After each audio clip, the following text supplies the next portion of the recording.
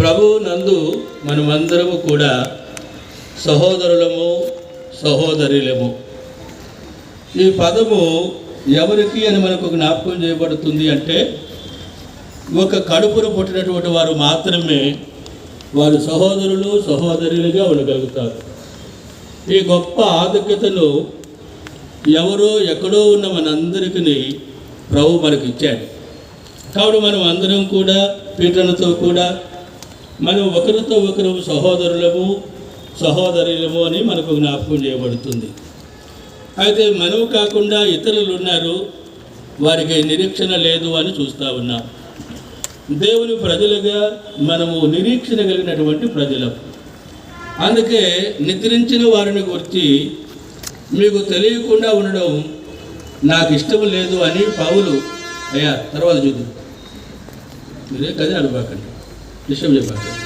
నిద్రించిన వారిని గురించి మీకు తెలియకుండా ఉండడం నాకు ఇష్టం లేదు అని చెప్పడం చూస్తూ ఉన్నాం.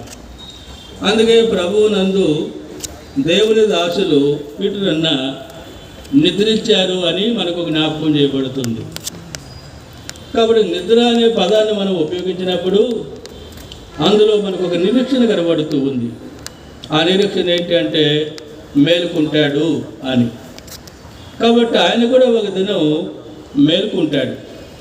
అందుకే ప్రభువు యోహాను సువార్తలో మనం గమనిస్తూ వస్తే ఓ మాట చెప్పడం చూస్తాం కదా, 5వ అధ్యాయంలో,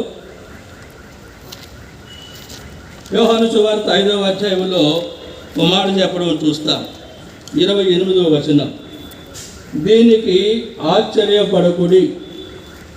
కొన్ని పర్యాయాలు కొన్ని సంగతులు ఆశ్చర్యాన్ని కలిగిస్తాయి, అయితే మీరు ఆశ్చర్యపడబాకండి అంటూ, ఒక కాలము వచ్చుచున్నది, ఆ కాలమున సమాధులలో ఉన్న వారందరూ ఆయన శబ్దము విని.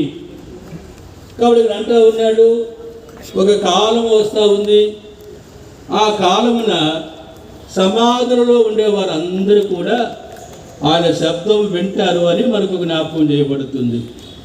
మనమందరము సమాధులకు బయట ఉన్నాం కనుకనే ఆయా సమయాల్లో ఆయన శబ్దాన్ని విన్నా పాటించవు.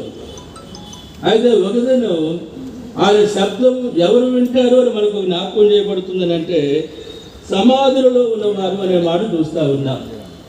కాబట్టి వీటిన్నా తను రక్షించబడింది మొదలుకొని దేవుని స్వరానికి, దేవుని వాక్యానికి ఎంతో ప్రాముఖ్యత ఇచ్చేటువంటి వ్యక్తి. ఆయన సమాధిలో ఉన్నప్పటికీ ఒక దినం వస్తుంది, ఆ దినమున ఆయన శబ్దము ఆయన వింటాడు అనేటువంటిది ఇక్కడ మనకు జ్ఞాపకం చేయబడుతూ ఉంది.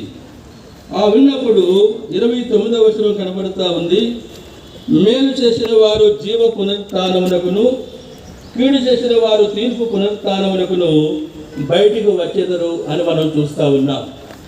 కాబట్టి ఇక్కడ మేలు చేసిన వారికి పునరుత్థానం ఉంది, కీడు చేసిన వారికి కూడా పునరుత్థానం ఉంది. అయితే మేలు చేసిన వారికి ఉన్న పునరుత్థానం ఏంటి అని అంటే జీవము అని మనకు జ్ఞాపకం చేయబడుతూ ఉంది. మన శరీరంలో జీవం ఉంది, దాన్ని తర్వాత గమనిస్తూ ఉంటాం. నిత్య జీవం, శాశ్వతమైన జీవాన్ని పొందినటువంటి వారుగా, వారు నిత్య జీవంలో జీవించే వారుగా ఉండడానికి సమాధులలో ఆయన శబ్దము విని వారు మేలుకుంటారు అని కనబడుతూ ఉంది. అయితే తీర్పు పునరుత్థానం ఉంది, అది ఎవరికంటే కీడు చేసిన వారికి, వారు కూడా మేలుకుంటారు. ఆ తర్వాత గమనిస్తాము, వారు చేసిన క్రియలను బట్టి తీర్పు పునరుత్థానం, అది పాతాళం అని, అగ్నిగంధకలతో మండే గుండమని, నిత్య శిక్ష అని మనకు జ్ఞాపకం చేయబడుతుంది.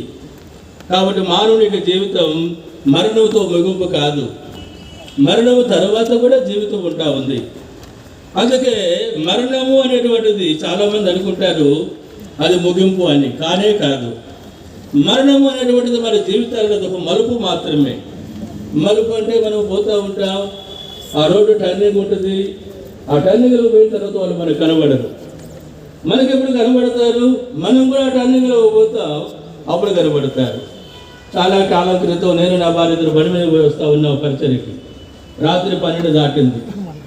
బండి మీద పోతే బాగా మాట్లాడుకుంటూ ఉంటాం మేము.